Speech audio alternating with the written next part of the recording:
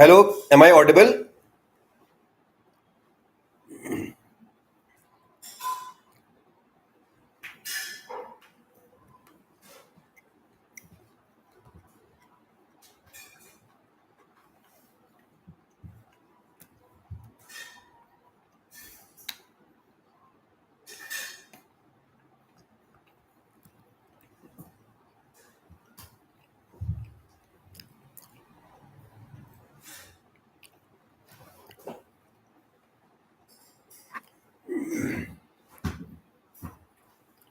Okay, तो जल्दी जल्दी ज्वाइन कर लें सभी लोग। अभी सिर्फ 9 लोग हुए हैं। बाकी लोगों से बोलिए, आप लोग सभी लोग ज्वाइन कर लें जल्दी जल्दी।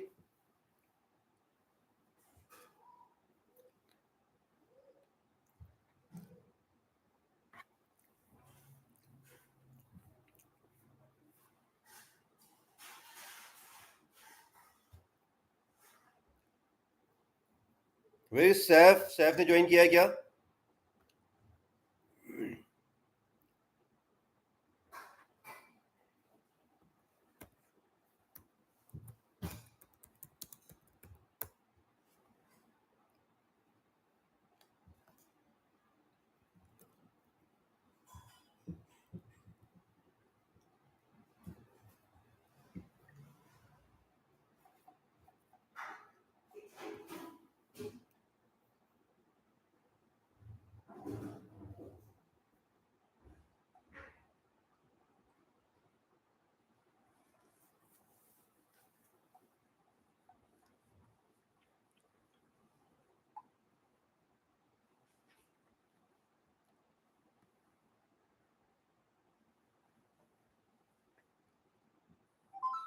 तो चलिए फिर अपन बिगिन करते हैं आगे। ठीक है। तो लास्ट टाइम हम ये एग्जांपल देख रहे थे पिछले सेशन में, और अनफॉर्चुनेटली किसी नेटवर्क इशू की वजह से हमारा रह गया था। तो अभी हमें ये हमारा एग्जांपल था जिसमें हमने एम्प्लॉय की पे स्लिप जनरेट करवा रहे थे। तो इस एग्जांपल में ये हमने इंफॉर्मेशन यूजर से इनपुट ली थी, और उसके बाद हमने टैक्स कैलकुलेट किया था, और फिर हम सारी इंफॉर्मेशन को प्रिंट ले रहे थे। तो अभी हमारा टास्क ये, हम ये चाहते हैं कि हमें बेसिक पे टैक्स जो कैलकुलेट करना है वो उस केस में करना है हमें जब आपका बेसिक पे 20,000 से ज्यादा हो। अगर 20,000 से ज्यादा है तब तो ये 10% टैक्स होगा, अदरवाइज टैक्स जीरो होगा। तो इसके लिए आप इस कंडीशन कैसे लगा सकते हैं? आपको सिंपली लिखना है इफ, और बेसिक पे किसमें आपका ये जो वेरिएबल है इसमें आप बेसिक पे इनपुट ले रहे हैं, तो आप इस बेसिक पे के ऊपर कंडीशन लगा सकते हो कि जब ये प्रोग्राम रन होगा तो जो भी आपने यहाँ पर बेसिक पे डाला होगा तो ये इसको वेरीफाई करेगा। तो हम कहेंगे E underscore basic pay is greater than and equal to, हमने ले लिए साथ में। किस चीज से हमें वेरीफाई करना है? हमें करना है 20,000 से। तो हमने 20,000 अमाउंट डाल दिया, एंटर हिट किया। अब हम यहाँ से जो बढ़ा हुआ इंडेंट है यहाँ से टैक्स कैलकुलेशन का स्टेटमेंट लगा देंगे। तो इसका मतलब ये होगा, ये जो टैक्स है जो बेसिक पे के ऊपर 10% कैलकुलेट कर रहे थे, ये तब करेगा जबकि बेसिक पे 20,000 से ज्यादा होगी। और अगर बेसिक पे से 20,000 ज्यादा नहीं होगी तो टैक्स जीरो होना चाहिए। तो वो चीज हम एल्स में आगे डिफाइन कर देंगे, else tax equals to zero. Right, तो ये सिंपल सी चीज हो गई। तो इस तरीके से आप कंडीशनल ऑपरेशन यहाँ पर आप कर सकते हैं अपने बेसिक पे के ऊपर जो आप टैक्स लगा रहे हैं। ठीक है ना, उसके बाद आपकी कंडीशन है कि आपको सर्टेन अमाउंट है। उस केस में अगर आपको बेसिक पे टैक्स लगाना है तो आप इस तरीके से कंडीशन दे सकते हैं। तो चलिए देखते हैं इस प्रोग्राम को रन करके।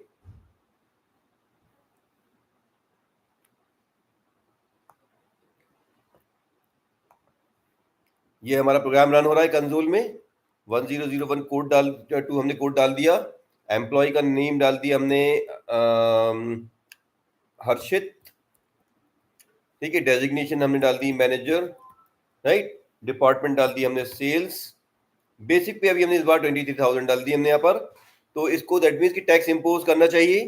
हम एंटर हिट करते हैं तो ये देखिए आप, ठीक है, ये टैक्स इसने 10% लगा दिया। 23,000 का 2300 दिखा रहा है 10%, और नेट सैलरी रिड्यूस करके दिखा रहा है। ठीक है, अभी हम इस प्रोग्राम को दोबारा रन करके देखते हैं कि हम उस केस में देखते हैं कि अगर हम बेसिक पे 20 से नीचे डालेंगे तब क्या होगा। ठीक है ना, फिर से रन करते हैं सेम प्रोग्राम को। कोड पूछ रहा है आपसे, हमने डाला 10001 हर्षित, और इस बार हमने 19,990 कर दिए, मान लीजिए हमने 999, तो 20,000 से बिलो है चुके, तो इस पर टैक्स इंपोज इससे नहीं करना चाहिए। सॉरी, ये जो डेजिग्नेशन है manager sales 1999,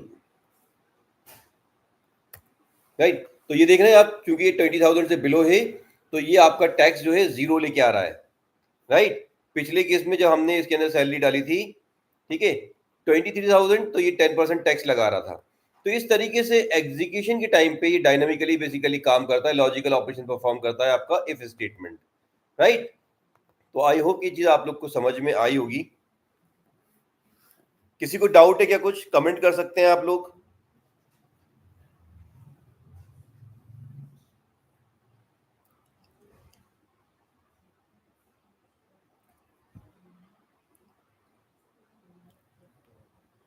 any one of you, किसी को कुछ कमेंट करना है? चलिए, तो देखिए अब इस स्टेटमेंट के अंदर हम कुछ चीजें देख लेते हैं। बेसिकली यहाँ इफ स्टेटमेंट में ये जो हम यूज कर रहे हैं बेसिकली दिस सिंबल, आप लोगों ने पहले भी प्रोग्रामिंग वगैरह करी होगी सी वगैरह में, तो यहाँ पर मैं दोबारा से थोड़ा सा एक्सप्लेन कर दूं इसको, ठीक है ना। ये रिलेशनल ऑपरेटर्स होते हैं। ये क्या होते हैं? रिलेशनल ऑपरेटर्स, जो कि कंडीशन लगा, लॉजिकल कंडीशन लगाने के लिए, लॉजिकल एक्सप्रेशन देने के लिए यूज किए जाते हैं। तो रिलेशनल ऑपरेटर्स, राइट। तो इसमें आपका ग्रेटर देन होता है, लेस देन होता है, ठीक है।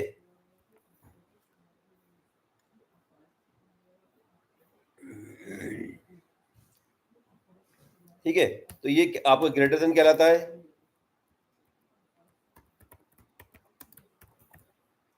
और ये आपका लेस देन कहलाता है। ठीक है, आप सभी को इस चीज का इल्म होगा पहले से। डबल इक्वल्स टू आपका इज इक्वल्स टू चेक करता है, ठीक है। एक्सक्लेमेशन के साथ equals to not equals to होता है।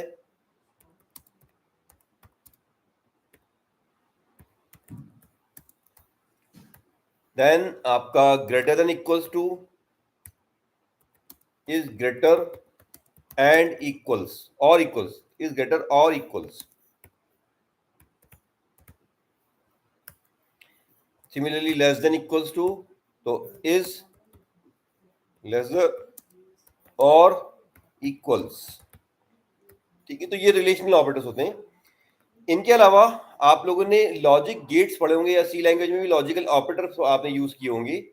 तो लॉजिकल ऑपरेटर्स होते हैं बेसिकली, अगर आपको किसी ऑपरेशन के लिए एक साथ कोई दो कंडीशन वेरीफाई करनी हो, तो उसके लिए आपको फिर लॉजिकल ऑपरेटर्स लगाने होते हैं, राइट। तो लॉजिकल ऑपरेटर में यहाँ पर दो ऑपरेटर चलते हैं। पहले ये है आपका, पहले आपका एंड, दूसरा है आपका और, ठीक है। सी लैंग्वेज वगैरह में आप क्या यूज करते हो? सी लैंग्वेज वगैरह में आपके लिए चलता है सी या जावा में आपको वहां पर एम्परसेंड सिंबल लगाना होता है, ठीक है। एंड के लिए दो एम्परसेंड सिंबल लगते हैं, और के लिए दो पाइप सिंबल लगते हैं। यहाँ आपको एंड और आपको इंग्लिश के वर्ड्स में ही लिखना है, राइट। तो एंड और, अच्छा, इसके अलावा एक और होता है आपका नॉट, राइट, नॉट, ठीक है। नॉट यहाँ पर लगाया जाता है आपका एक्सक्लेमेशन से, ठीक है। तो अब यहां पर आप, इन लॉजिकल ऑपरेटर का क्या क्या काम होता है? दैट मीन्स कि अगर आपको कभी दो कंडीशंस एक साथ वेरीफाई करनी हो, तो उसके लिए आपको लॉजिकल ऑपरेटर्स लगाने पड़ सकते हैं। फॉर एग्जाम्पल, अगर आपसे कहा जाए कि मुझे जो टैक्स है 10% ये तब लगाना है जबकि इसकी बेसिक पे 20,000 से तो ज्यादा हो, बट 30 से कम हो, और अगर 30 से ज्यादा है तो आपको उसके ऊपर आपको 15% टैक्स लगाना है। तो दैट मीन्स कि टैक्स आपको 10% लगाने से के लिए आपको दो चीजें चेक करनी पड़ेंगी। पहली तो ये कि बेसिक पे 20,000 से ज्यादा हो, और दूसरा ये आपको चेक करना पड़ेगा कि वो 30 से कम हो। तो इसके लिए आप यहाँ पर लॉजिकल ऑपरेटर लगा सकते हैं। तो लॉजिकल ऑपरेटर बेसिकली सिंपली आपके कंडीशन का स्कोप बढ़ाने के लिए होता है।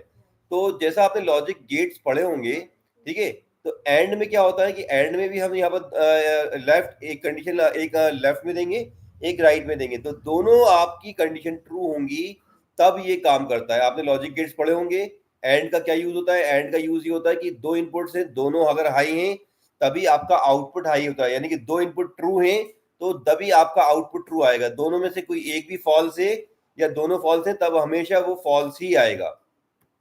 ठीक है, तो इसका मतलब ये होता है कि आप इसके अंदर एक कंडीशन यहां दे सकते हैं लेफ्ट में और एक आप राइट में दे सकते हैं।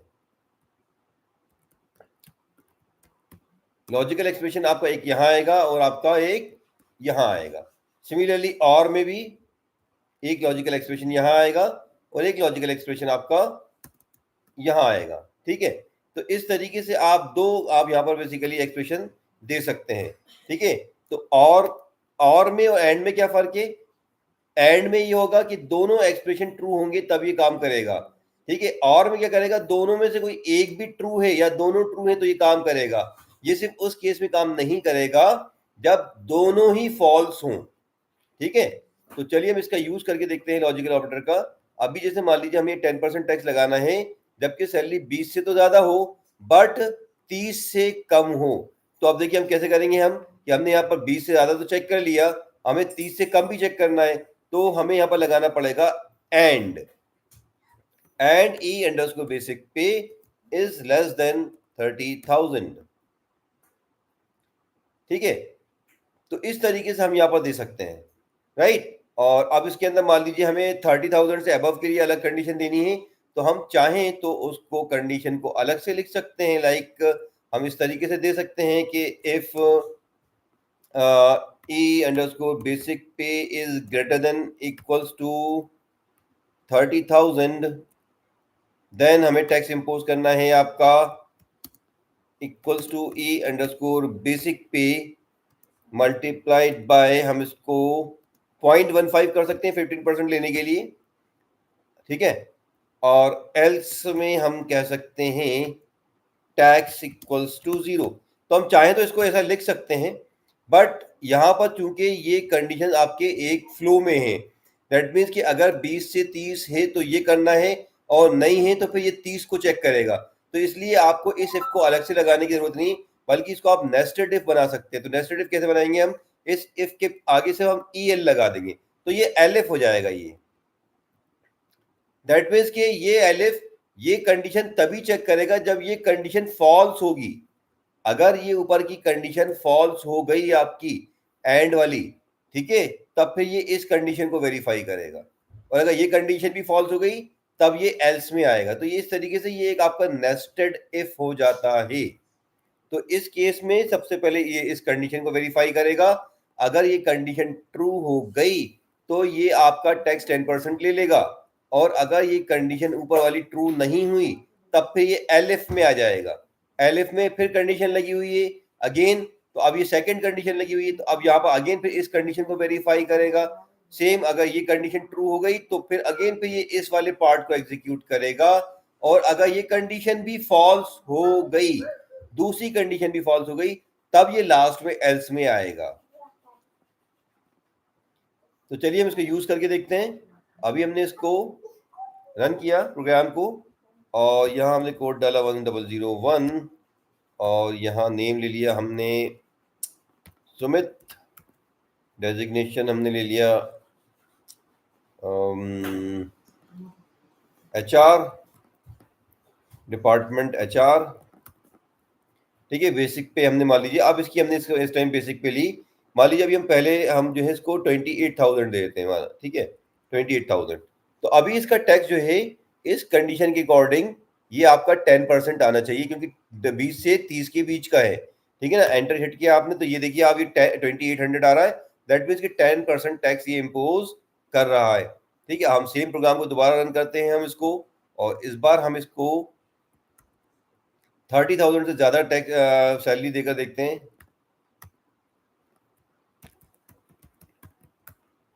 डेजिग्नेशन मैनेजर, ठीक है, HR, और बेसिक पे हमने इसको दे दिया 31,000।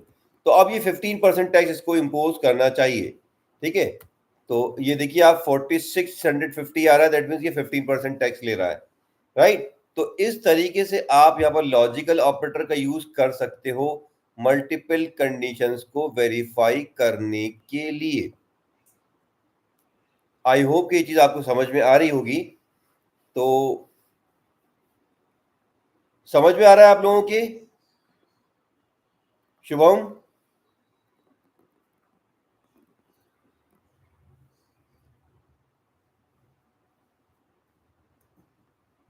शुभम आपको कुछ क्वेरी करनी है क्या?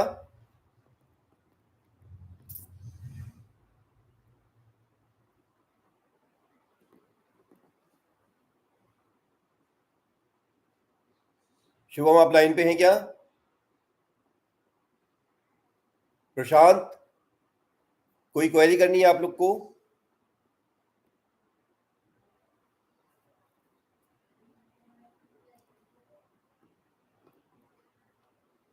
गुलाब,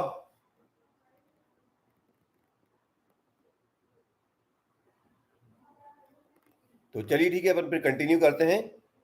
ठीक है, अब देखिए हम बेसिकली देखो आपको करना क्या है कि ये जिस तरीके से मैं आप लोग को यहाँ पर पढ़ा रहा हूँ, ठीक है, तो मैं इस तरीके से पढ़ाता जाऊंगा और आप लोग जो है सुनते जाओगे।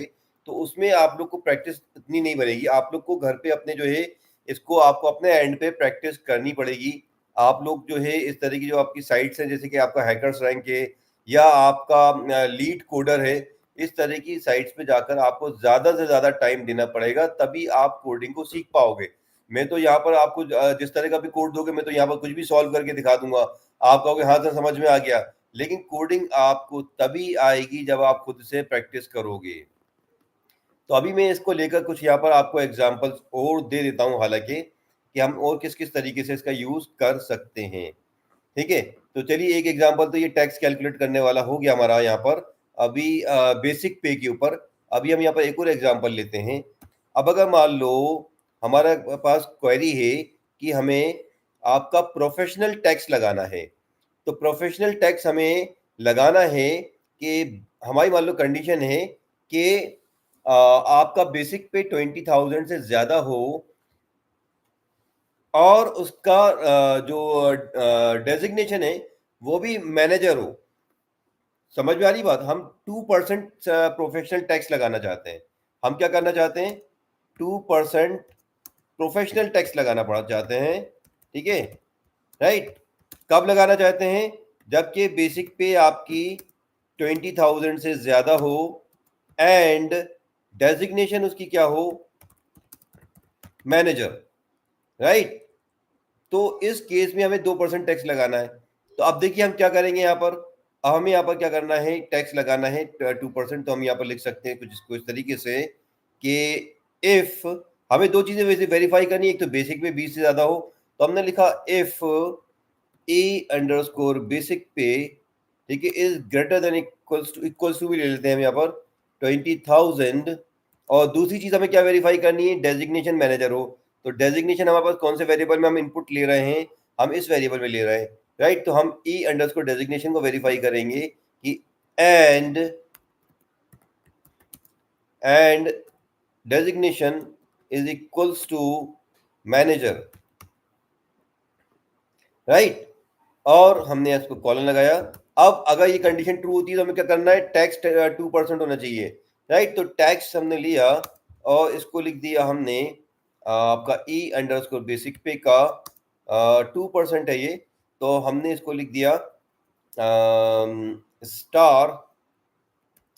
अब 2% के लिए अगर 20% होता तो इसको हम 0.2 से मल्टीप्लाई करते, लेकिन क्योंकि 20% नहीं 2% है तो हम इसको 0.02 लिखेंगे, राइट। और एल्स अगर ऐसा नहीं है तो टैक्स जीरो होना चाहिए, तो टैक्स इक्वल्स टू जीरो। ठीक है, तो अब हम देखिए इसको चेक करते हैं। अब आप ये देखिएगा कि 2% टैक्स तभी आएगा जब उसकी बेसिक पे भी 20 से ज्यादा होगी और डेजिग्नेशन भी मैनेजर होगी, तभी ये 2% टैक्स लेगा। और दोनों में से कुछ एक नहीं है तो टैक्स नहीं लेगा। तो 1001 कोमल, अब जैसे डेजिग्नेशन हमने मैनेजर दिए, तो यहाँ पर हमने क्योंकि मैनेजर के लिए कंडीशन स्मॉल में लगाई है तो हम इसको स्मॉल में ही लगा कर देखते हैं। MANAGER manager, department HR। और अब हमने इसको इसकी सैलरी भी 21,000 कर दी। तो अब देखो इस हिसाब से अभी जो हम डेटा डाल रहे हैं इस हिसाब से कंडीशन मीट होनी चाहिए। और उसे प्रोफेशनल टैक्स लगाना चाहिए। तो आप ये देखो, ये आपका प्रोफेशनल टैक्स ने लगा दिया, राइट। अब हम इस प्रोग्राम को दोबारा रन करेंगे, कुछ ऐसा डेटा डाल के देखेंगे जिसमें कोई एक कंडीशन फॉल्स हो जाए।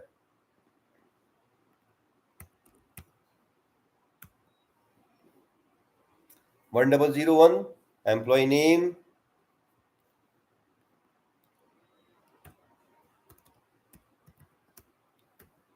डेजिग्नेशन। हमने डेजिग्नेशन तो मैनेजर दे दी इस बार इसकी हमने, बट हम इसका इस बार सैलरी जो है कम कर देंगे। तो सैलरी हमने 19,000 कर दी, राइट। तो अब आप ये देखिए कि आपका डेजिग्नेशन तो मीट हो रहा है बट सैलरी मीट नहीं हो रही। दैट मीन्स कि ये दोनों कंडीशन मीट नहीं हो रही हैं। इसका मतलब ये कि प्रोफेशनल टैक्स नहीं लगना चाहिए, ठीक है, टैक्स जीरो आना चाहिए। तो हम एंटर हिट करके देखते हैं। नाउ यू कैन सी कि मैनेजर तो आपका मीट कर गया बट सैलरी मीट नहीं करी, इसलिए इसका टैक्स आ रहा है जीरो। समझ में आ रहा है आप लोगों के? शिवम, श्वेता, प्रशांत।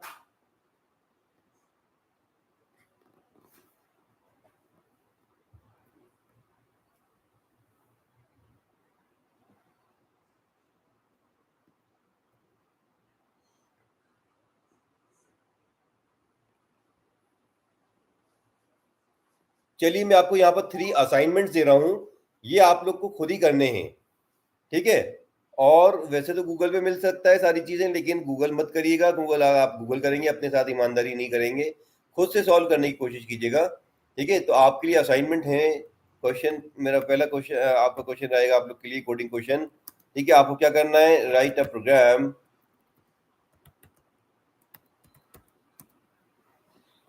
Right a program to input employee code, name, designation, department and basic pay, then calculate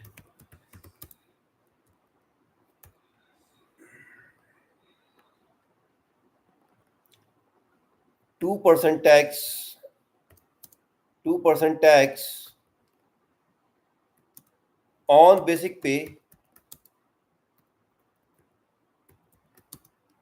on basic pay if the basic pay is more than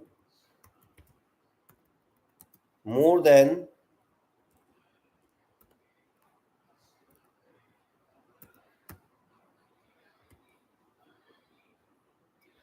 more than 20,000, और ये पिछला देखिए इसमें और लगाया है मैंने, ठीक है, और द डेजिग्नेशन इज HR, ठीक है। तो आपको यही सेम इंफॉर्मेशन इनपुट लेनी है प्रोग्राम के अंदर, और 10% 2% टैक्स कब लगाना है, जबकि सैलरी 20 से ज्यादा हो या डेजिग्नेशन HR हो। तो देखिए या इसके अंदर और लगाया है, ठीक है। इसका मतलब ये कि दोनों में से एक कोई चीज अगर होगी तो 2% टैक्स आना चाहिए, मेरे कहने का मतलब ये है, ठीक है। अगर दोनों हैं तब भी 2% टैक्स आए, ठीक है। या अगर मान लीजिए उसका डेजिग्नेशन HR नहीं है बट सैलरी 20,000 से ज्यादा है, तब भी 2% टैक्स आएगा। या 20,000 सैलरी नहीं है बट डेजिग्नेशन HR है, तब भी 2% टैक्स आएगा। तो 2% टैक्स कब नहीं आएगा, जब दोनों ही नहीं होंगे, जब HR भी नहीं होगा और उसकी बेसिक पे भी 20,000 से ज्यादा नहीं होगी, तब उस केस में टैक्स जीरो आना चाहिए। तो एक आपको प्रॉब्लम ये सॉल्व करनी है, और दूसरी प्रॉब्लम में आपको ये दे रहा हूं, write a program to input 3 values and find the greatest one,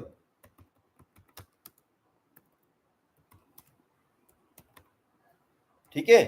तो इस क्वेश्चन में आपको किस तरीके से करना है, 3 नंबर से ग्रेटेस्ट नंबर है तो वो ढूंढना है आपको, या अगर कोई 2 नंबर इक्वल है और ग्रेटेस्ट है, जैसे मान लीजिए आपने ए एंटर किया आपने 30 और 2 आपने बी एंटर किया 28 और सी एंटर किया आपने 30, तो ये ए और सी फिर दोनों को दिखाए ग्रेटेस्ट। तो इस तरीके से आपको प्रोग्राम दिखाना है। ठीक है, एक और क्वेश्चन मैं यहाँ पर आपको दे रहा हूँ असाइनमेंट के लिए।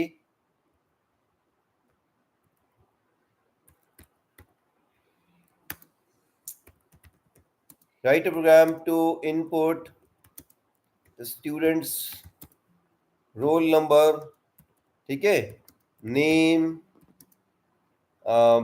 नेम हो गया, then marks of maths, physics, chemistry,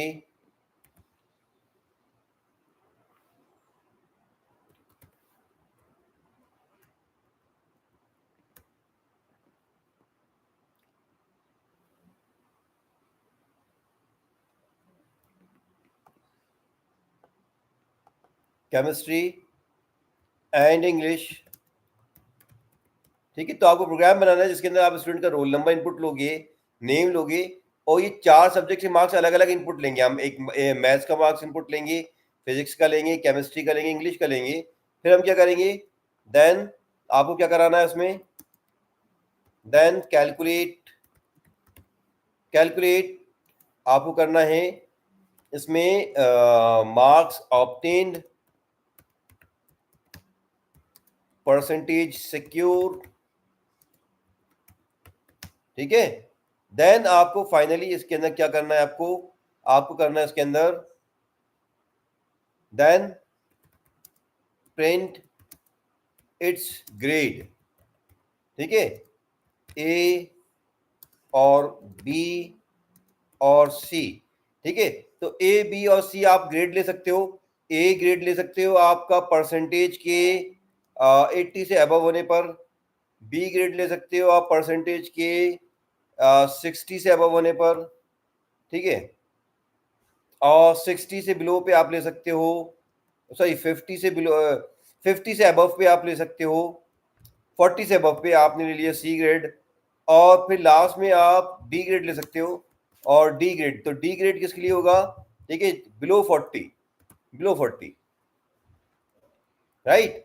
तो इस तरीके से आपको प्रोग्राम बनाना है। इसमें आपको ग्रेड कार्ड एक तरीके से जनरेट करना है, तो ग्रेड आपका ए बी सी और डी इस तरीके से आपको प्रिंट कराना है, राइट, ठीक है। तो ये कंडीशंस हैं, इस तरीके से आपको 3 प्रोग्राम्स ट्राई करने हैं, हो जाएंगे भाई।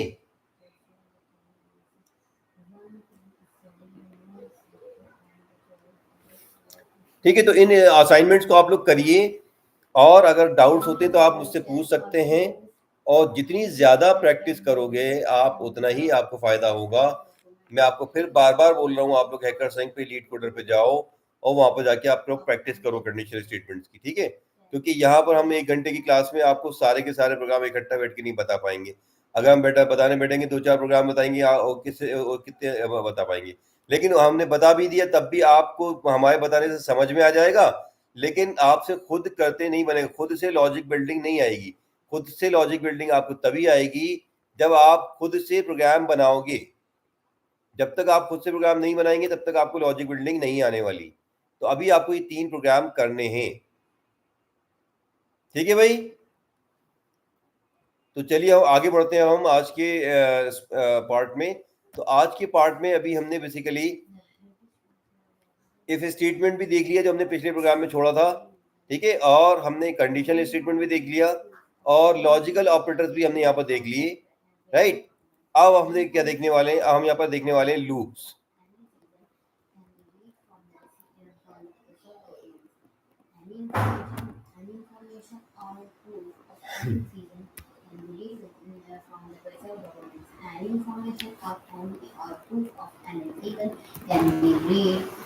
तो देखिए लूप्स क्या होते हैं।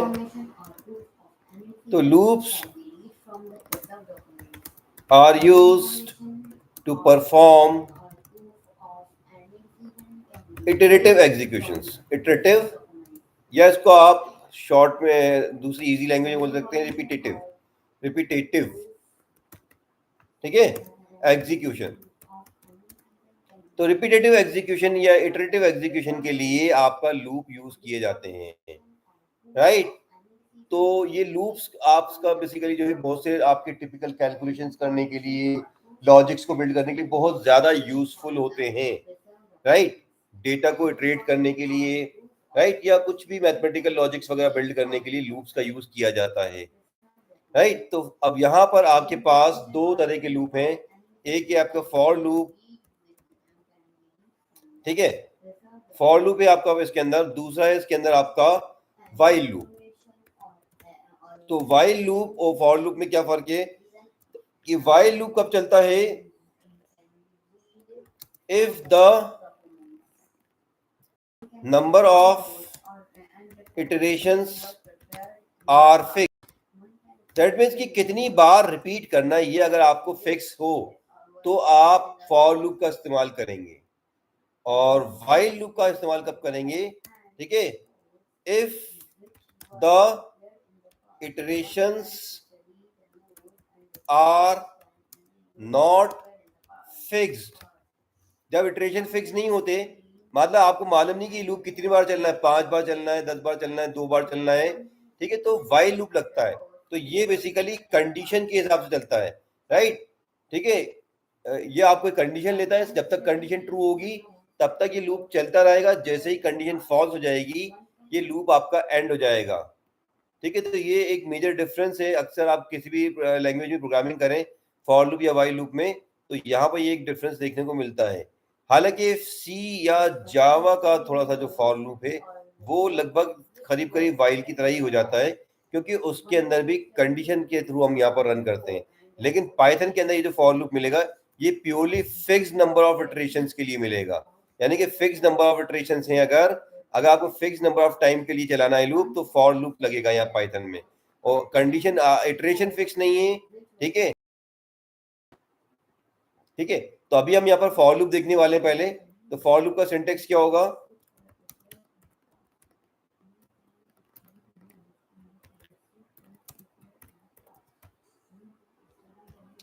अब देखिए ये आपका सी और जावा के कंपैरिजन में बहुत इजी है यहाँ पर, ठीक है। तो देखो कैसे लिखना है, आपको लिखना है फॉर, देन यहाँ पर आपको लेना है फॉर, एक कोई वेरिएबल डिफाइन करना है, आप कोई भी वेरिएबल लोगे आप यहाँ पर, फॉर वेरिएबल, इस वेरिएबल को देखो लूप के अंदर चाहे कोई सी भी प्रोग्रामिंग लैंग्वेज हो, वो वेरिएबल जिस पे हम लूप चला रहे हैं वो काउंटर वेरिएबल कहलाता है।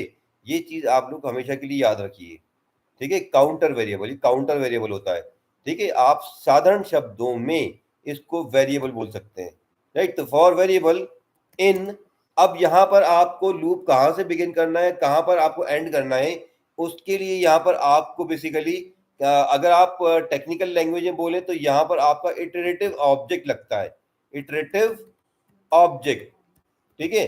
साधारण शब्दों में बोले तो यहाँ पर लगेगा, अभी आपको, अभी आप जो यूज करोगे यहाँ रेंज लगेगा, ठीक है। तो अभी हम देखेंगे इसको कैसे लगाएंगे।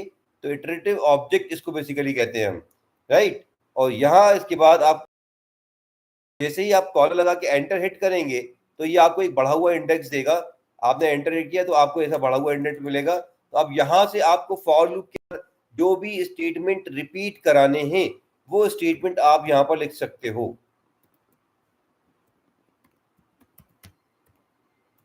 ठीक है। और जो बाहर स्टेटमेंट लिख दोगे तो ये आपका जो स्टेटमेंट है ये फॉर लूप के बाहर आ जाएगा, आउट ऑफ लूप, ठीक है। मतलब आपने पीछे आके लिख दिया तो ये आपका लूप के बाहर आ गया ये। आई होप की चीज आपको बात समझ में आ रही होगी। अगर आपने पीछे आके लिख दिया तो ये लूप के बाहर आ गया, और जब तक आप इस इंडेंट से लिख रहे थे तो ये आपका लूप के अंदर था, ये स्टेटमेंट रिपीट होंगे, ये स्टेटमेंट रिपीट नहीं होगा, ठीक है। तो अब देखिए हम इससे आपको एडवांटेज और क्या मिलती है, इससे एडवांटेज ये मिलती है लूप से कि आपको कोई भी आपको एक्शन लेना है, कुछ भी आप परफॉर्म कर रहे हैं, अगर वो चीज आपको बार बार रिपीट करनी हो, तो अगर आपके पास लूप ना होते तो आप क्या कर रहे होते। फॉर एग्जाम्पल जैसे मान लीजिए आपसे कहा जाए कि एक वेलकम मैसेज प्रिंट करना है, तो आप क्या करोगे, आप सिंपली लिखोगे प्रिंट और वेलकम, राइट। अब ये आपका प्रोग्राम जो है आप रन करके देखिए, सक्सेसफुली रन भी हो रहा है, देखिए वेलकम आ रहा है। अगर आपसे बोला जाए कि भैया 10 बार वेलकम मैसेज प्रिंट कर दो, तो आप क्या कर रहे होगे कि आप यहाँ पर उसको 10 बार लिख रहे होगे, 3 4 5 6 7 8 अगर लूप नहीं होते तो अब ये तो 10 बार की बात हो गई देना है, तो क्या करोगे? क्या एक बार 1 लाख आप प्रिंट स्टेटमेंट लिखोगे क्या? तो वो आपका काफी लिखने को आप लिख भी दो तो आउटपुट तो आ जाएगा, बट वो आपका बहुत ही रफ होगा और वो बहुत ही tedious, time consuming, memory consuming भी हो जाएगा आपका। आपका प्रोग्राम भी अननेसेसरी आपका लेंदी हो जाएगा, राइट? ठीक है। तो हम इस तरह के काम को आसानी से करने के लिए हम क्या करते हैं, हम ये लूप लगा लेते हैं। तो अब देखिए यही काम अभी प्रिंट आपका ये वेलकम मैसेज दिख रहा है, आप 10 टाइम्स आ रहा है ये आपका ये आउटपुट में, ठीक है। तो अब हम इस काम को हम सिंगल स्टेटमेंट से कर सकते हैं। हमें 10 बार वेलकम मैसेज आपको अलग अलग लिखने की जरूरत नहीं है, हम एक स्टेटमेंट से ही इसको 10 बार प्रिंट करवा सकते हैं। कैसे? कि हम इसको लूप में डाल देंगे, तो लूप क्या करेगा, इस स्टेटमेंट को रिपीट करेगा। जब ये स्टेटमेंट रिपीट होगा तो आपको 10 टाइम्स आउटपुट मिल जाएंगे। तो हमने लिखा फॉर आई इन, और हमने यहाँ लिख दिया रेंज। रेंज, और रेंज अभी क्या चीज होती है मैं आपको बताऊंगा। और बस रेंज में हमने डाल दिया 10 और कॉलन लगा दिया, एंटर हिट किया और यहां से बढ़े हुए इंडेंट से हमने प्रिंट डाल दिया। अब देखिए सिर्फ एक ही बार आपका वेलकम लिखने से ये 10 टाइम प्रिंट हो जाएगा। नाउ यू कैन सी, ठीक है ना। अब ये 10 टाइम वेलकम मैसेज आ रहा है और लिखा आपने कितनी बार है, एक ही बार लिखा है। तो इस तरीके से ये कर क्या रहा है लूप आपका, ये लूप आपके इस स्टेटमेंट को 10 टाइम्स चला रहा है। जब ये 10 टाइम चला रहा है तो आपका ये जो 10 टाइम जो आप पहले काम कर रहे थे, 10 टाइम वेलकम मैसेज प्रिंट करना था, वो काम आपका इजीली हो गया, आपको सिर्फ एक ही बार स्टेटमेंट लिखना पड़ा। तो इस तरीके से लूप जो है आपके एफर्ट्स को बचाते हैं, मेमोरी को बचाते हैं, सिस्टम की स्पीड बढ़ाते हैं, ठीक है। या इसके अलावा बहुत से टिपिकल कैलकुलेशंस को परफॉर्म करने के लिए हम लूप का इस्तेमाल करते हैं। आई होप की चीज आपको समझ में आई होगी। अब हम ये बात करते हैं कि ये जो हमने यहाँ पर रेंज लिख दिया अचानक से, ये रेंज क्या है? तो रेंज एक तरह का आपका फंक्शन है आपके पाइथन के अंदर, ठीक है। ये आपको ये किसी रेंज में वैल्यूज जनरेट करने के लिए होता है, ठीक है। तो अब रेंज का इस्तेमाल आप कैसे कर सकते हो? अब देखिए आप रेंज का इस्तेमाल कैसे कर सकते हैं कि जैसे हम यहाँ पर लिखेंगे फॉर वेरिएबल इन रेंज, और रेंज में हम क्या दे सकते हैं? तो रेंज में हम बेसिकली हम जैसे अभी आप ये देख रहे हो, हमने यहाँ डायरेक्टली लिख दिया 10, यानी कि हमने इसको बता दिया कि भाई 10 टाइम्स लूप रिपीट करना है, ठीक है। तो दरअसल ये आपका ये जो आई जो वेरिएबल है, अब आप इसको आई को यहाँ पर प्रिंट करके देखो, आप यहाँ पर आउटपुट लेकर देखो कि हो क्या रहा है, ठीक है। कॉमा लगाया मैंने, यहाँ पर आई को प्रिंट ले लिया, ठीक है। तो दरअसल ये आई आपका काउंटर वेरिएबल है, तो आई में ये 0 से लेके 9 तक गिनेगा। अगर हमने 10 दिया है तो ये ध्यान रहे कि बिगिन तो हमेशा, चाहे हम 10 दें, 100 दें, 2000 दें, 1 लाख दें, बिगिनिंग हमेशा 0 से होगी। और एंड कहां पर होगा? ये एक जो भी आप वैल्यू दोगे उससे एक वैल्यू पहले ही एंड हो जाएगा। अगर आपने दिया 10 तो 9 पे एंड हो जाएगा, अगर आपने दिया 20 तो 19 पे एंड हो जाएगा, 100 दिया है तो 99 पे एंड हो जाएगा। अगर 100 तक लेके जाना ही हो आपको, तो दरअसल जहां तक लेके जो स्टॉप वैल्यू है उससे एक बढ़ाकर बताना होता है। अगर 100 तक लेके जाना हो तो आपको क्या देना पड़ेगा? 101। आई होप की बात आपको समझ में आ रही होगी। तो बेसिकली ये काउंट है ना। तो अब देखो आप यहां पर आते हैं वापस कि ये जो हमने रेंज क्या होता है, इसके अंदर आप बिगिनिंग हमेशा 0 से हो रही है, बट इस रेंज में आप स्टार्ट बता सकते हो कि कहां से स्टार्ट करना है, कॉमा दूसरी चीज होती है स्टॉप। तो आप इसको बता सकते हो कि कहां रुकना है, और जो भी आपने स्टॉप वैल्यू बताई है तो उससे एक स्टेप पहले ये रुक जाता है। और फिर स्टेप भी आप बता सकते हो। बाय डिफॉल्ट इसके स्टेप 1 बाय 1 होते हैं। दैट मीन्स कि जैसे आपने 1 से लेकर 10 तक चलाया तो ये 1 2 3 4 इस तरीके से काउंट करेगा। लेकिन अगर आपको जैसे 2 2 के गैप में चलाना है, जैसे 1 3 5 गैप में चलाना है, तो आप यहाँ पर स्टेप आप दे सकते हैं, ठीक है। तो आप देखिए ये जो 3 चीजें हैं यहाँ पर इसके अंदर, स्टार्ट स्टॉप स्टेप, इसमें आपका सिर्फ स्टॉप कंपलसरी होता है, बाकी स्टार्ट या स्टेप आपके ऑप्शनल होते हैं। अब इसका हम जरा सा यूज देख लेते हैं कि होगा क्या। अच्छा, इसको मैंने प्रोग्राम को रन करके तो दिखाया नहीं, मैं इस प्रोग्राम को रन करके दिखा देता हूँ आपको, है ना। तो ये देखिए आप, ये कहां से बिगिन हुआ? 0 से। ये आई की वैल्यू पहले क्या आई आपकी? फर्स्ट टाइम लूप चला तो आई की वैल्यू आई 0, सेकंड टाइम लूप चला तो आई की वैल्यू आई 1। तो ये आई के अंदर ये जो काउंटर वेरिएबल है, इसे काउंटिंग करता रहता है। हर इटरेशन में आई की वैल्यू बढ़ती जाएगी, और आपने 10 दिया है तो ये 9 पर स्टॉप होगा, 10 तक नहीं जाएगा।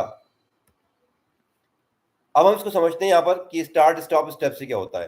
तो दैट मीन्स कि अगर आप जैसे अगर आपने लिखा है रेंज में, अब मैं शॉर्ट में बता रहा हूँ कि रेंज में अगर मान लीजिए आपने लिखा है, ठीक है, 10, तो ये क्या करेगा, ये कहाँ से कहाँ तक की वैल्यूज जनरेट करेगा, ये जनरेट करेगा आपका 0 to 9,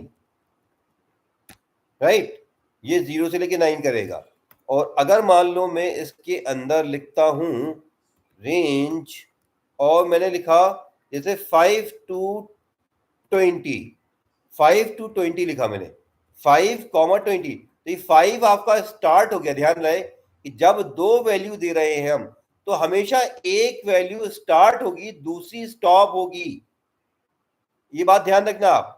हालांकि यहाँ पर हमारे पास 3 आर्ग्यूमेंट हैं, लेकिन एक आर्ग्यूमेंट दिया है हमें हमने, तो ये हमेशा स्टॉप वैल्यू होगा और कुछ नहीं होगा, ना स्टार्ट ना स्टेप।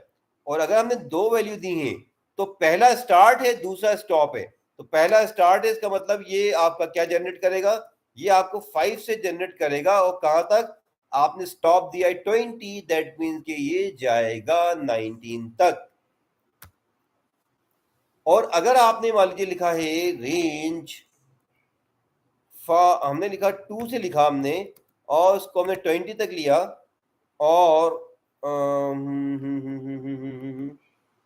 ओके 2, 20, और हमने यहाँ पर ले लिया मान लीजिए स्टेप, स्टेप में हमने ले लिया 4। तो अब देखिए क्या करेगा, अब स्टेप का 4 का मतलब क्या हुआ, ये बिगिन तो कहां से कर रहा है, बिगिन कहां से कर रहा है, 2 से, राइट। तो हमने ये सबसे पहली वैल्यू आएगी 2, इसके बाद स्टेप क्या है 4, तो 4 का मतलब ये कि 2 के बाद 3, 2 के बाद 4 आप आगे काउंट करिए, यानी कि 4 आगे काउंट करेंगे, दैट मीन्स कि 3, 4, 5, और फिर इसके बाद आएगा 6, यानी कि इसके अंदर अगली वैल्यू आपको मिलेगी 6।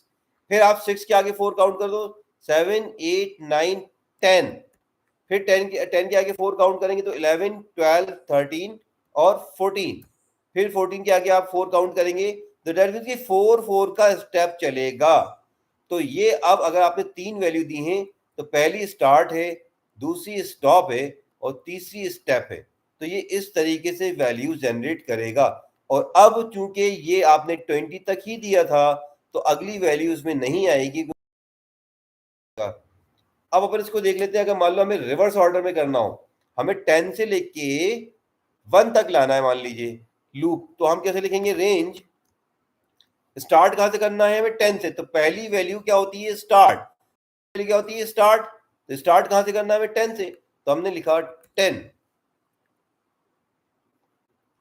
ठीक है। और कहां तक लेके जाना है हमें इसको, 1 तक लेके जाना है। तो जिस तरीके से फॉरवर्ड डायरेक्शन में आप एक वैल्यू ज्यादा बताते हो, सिमिलरली रिवर्स ऑर्डर में एक वैल्यू कम बतानी पड़ेगी। मायने ये कि अगर आपको 10 से लेके 1 तक लेके जाना है, तो 1 मत बताओ, इसको बताओ 0, और चूंकि रिवर्स ऑर्डर में है, तो स्टेप आएगा -1। तो अब ये आपका लूप जो है, ये आपका 10 से लेकर आपको ये कहां तक की वैल्यू देगा, ये आपको देगा 1 तक। सिमिलरली अगर जैसे मान लो मुझे वैल्यू जनरेट करनी है, मुझे वैल्यू जनरेट करनी है 3, 6, 9, तो इसको मैं कैसे कर सकता हूं, मैं इसको लिख सकता हूं, ठीक है, 3, कॉमा कहां तक जाना है, 30। अब चूंकि मैं 30 तक लेके जाना ही है, तो इसका मतलब ये 30 से ज्यादा 2 या 30 वाले दे दिया मैंने, राइट, कॉमा, और स्टेप क्या चाहिए मुझे, 3 से और 6 के बीच में कितना गैप है, 3 का गैप है, तो मैं 3 रखूंगा यहाँ पर। तो ये आपका जो है, ये स्टेटमेंट आपको 3 से लेके 30 तक 3 के गैप में आपको वैल्यूज देगा। तो इस तरीके से आप रेंज का इस्तेमाल फॉर के साथ कर सकते हैं, इसका इस्तेमाल आपको फॉर के साथ करना है। तो चलिए हम इसका यूज करके देखते हैं फटाफट, ठीक है। तो हमने यहाँ पर लिया फॉर, आप देखो यहाँ पर हमने 10 लिया हुआ है, हम इसी के अंदर चेंज करके देखते हैं, ठीक है। तो 10 के अलावा तो ये तो हो गया हमारा, हम इसको 5 to 10 करके देखते हैं, 5, 10, राइट। अब देखो आप रन करो से देखो क्या आउटपुट आ रहा है, 5, 6, 7, 8, 9, ठीक है।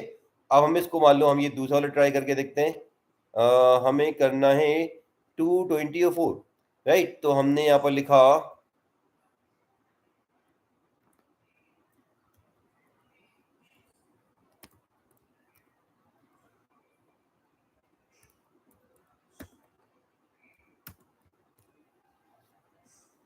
हमने कहा इसको भैया 2 से 20, हम इसको 20 थोड़ा बढ़ा लेते हैं, 24 कर लेते हैं, 22 कर लेते हैं, और हमने 4 के गैप में कर दिया। ठीक है, तो अब देखिए आप क्या आउटपुट आएगा।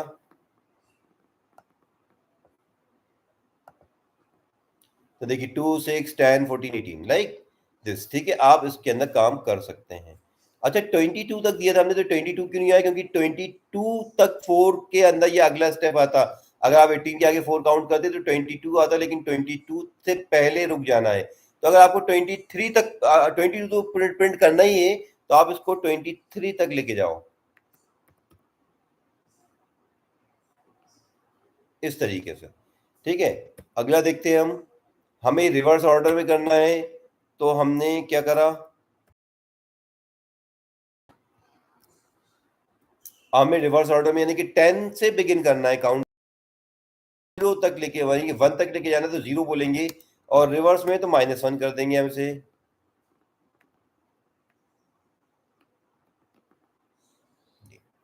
ठीक है, और इसके अलावा 3 के गैप वाला, तो कैसा भी आप लूप, इसमें आप ये मैंने आपको कुछ एग्जांपल्स दिए हैं, इस तरीके से आप कैसे भी रेंज आप सेट कर सकते हैं 32 तक, 3, 6, 9, 10 लाइक दिस। ठीक है, तो अब इसके अंदर आप एक चीज और देखो, आप अब एक स्पेशल चीज है फॉर लूप में, सॉरी पाइथन के अंदर, जो कि जावा या पाइथन में नहीं है या किसी दूसरी प्रोग्रामिंग लैंग्वेज में नहीं है। वो चीज क्या है? वो चीज ये है कि इसके अंदर आपके लूप के साथ एक एल्स वाला ब्लॉक भी होता है। एल्स वाला ब्लॉक यहाँ पर सिर्फ आपके वाइल के साथ, सॉरी आपके इफ के साथ नहीं होता, बल्कि फॉर के साथ भी होता है, वाइल के साथ भी होता है, या इसके अंदर आप चल के आगे चल के एक्सेप्शन हैंडलिंग, उसमें भी एल्स होता है। तो देखो एल्स का काम क्या होता है, एल्स वाला ब्लॉक हमेशा लास्ट में एग्जीक्यूट होता है।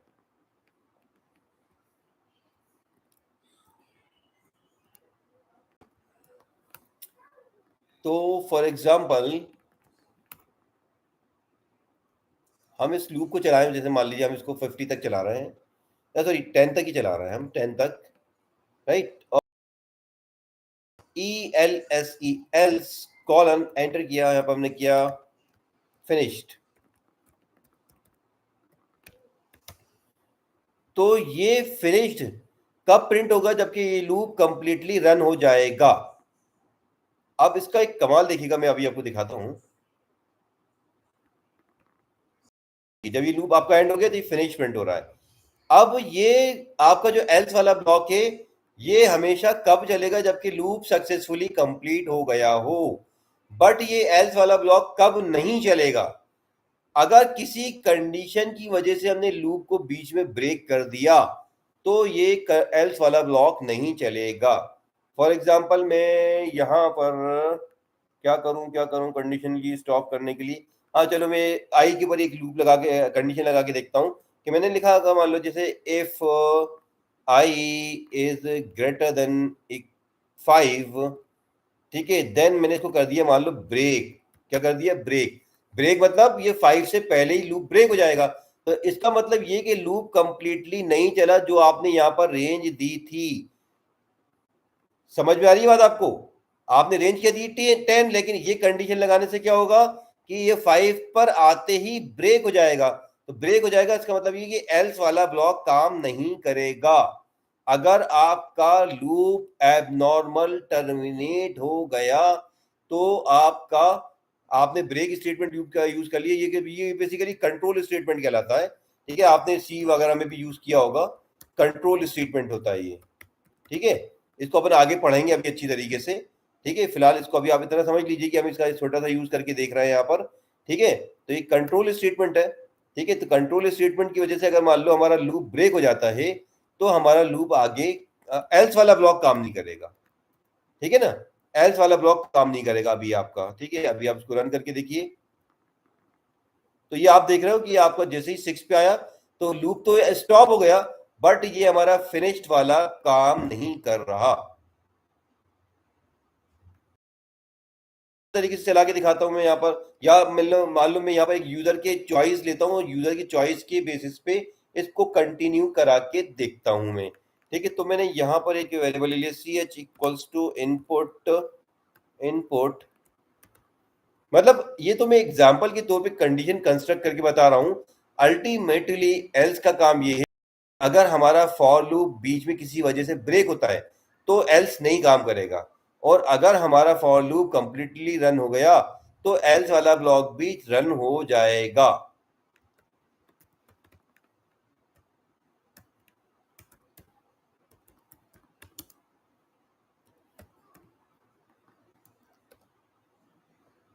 अब यहाँ पर हम ये यूजर की चॉइस ले रहे हैं और हमने इसको बोल दिया कि if C H is equals to not equals to yes, short में लिया हमने, ठीक है, देन ब्रेक। तो हमने ये लिख दिया, यहाँ पर एक इनपुट लिया, यूजर का चॉइस लिया, हम यूजर की चॉइस को चेक कर रहे हैं कि अगर यस नहीं है तो ब्रेक कर दो। अब हम देखो लूप को रन करके देखते हैं, अगर हम इसको यस यस करते जाएंगे और अगर आखिर तक हमने यस यस करते रहे तो ये लूप जब पूरा रन हो चुका होगा तो ये आपको फिनिश का मैसेज देगा। ये देखो फर्स्ट इटरेशन में, सेकंड, सब जगह मैं यस करते हुए चल रहा हूँ, मैं नो कर ही नहीं रहा हूँ। तो हमारी जब जब मैं नो नहीं कर रहा हूँ तो इसका मतलब ये कि ब्रेक नहीं होगा। ये जब ब्रेक नहीं होगा तो फिनिश का भी आपको आउटपुट मिलने वाला है। ये देखिए, ठीक है, ये आपको फिनिश का मिल रहा है। अगर मैं इसी प्रोग्राम को रन करूं और कहीं बीच में मैं इसको कर दूंगा नो, तो जब मैं नो कर दूंगा तो ये ब्रेक हो जाएगा, ब्रेक हो जाएगा तो ये एल्स वाला ब्लॉक काम नहीं करेगा।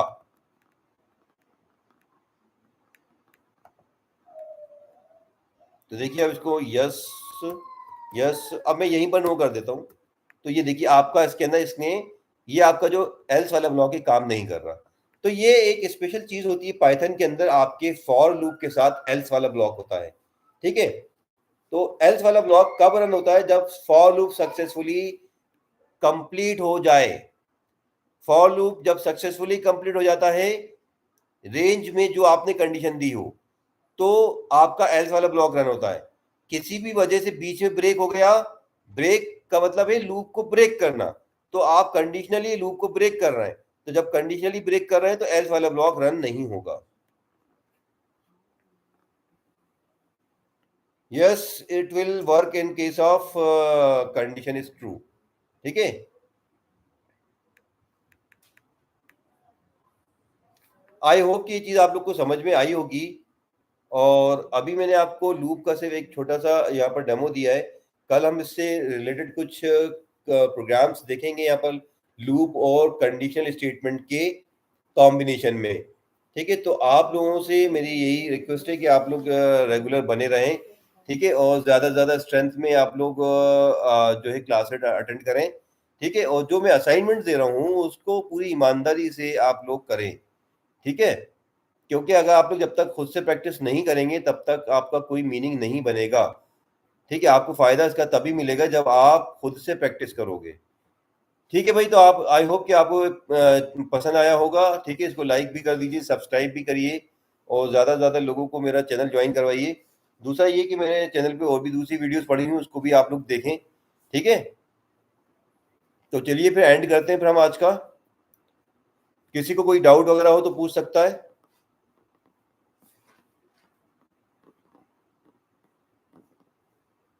तो चलिए फिर एंड करते हैं हम। ठीक है।